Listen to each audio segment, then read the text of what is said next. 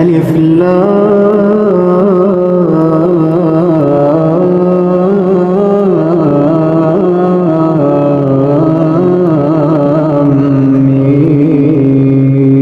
ميم. الله لا إله إلا هو الحي القيوم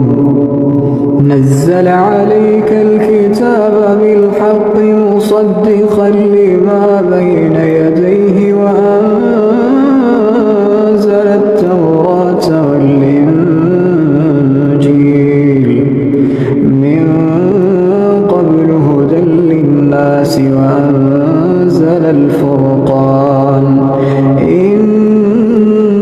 الذين كفروا بآيات الله لهم عذاب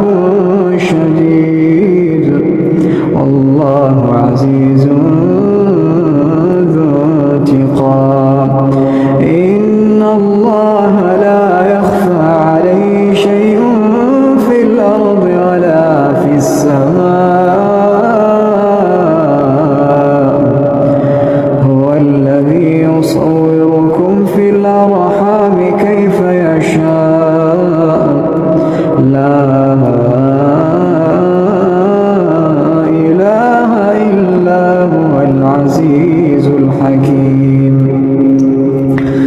هو الذي أنزل عليك الكتاب منه آيات محكمات هن أم الكتاب وأخر متشابهات فأما الذين في قلوبهم زيغ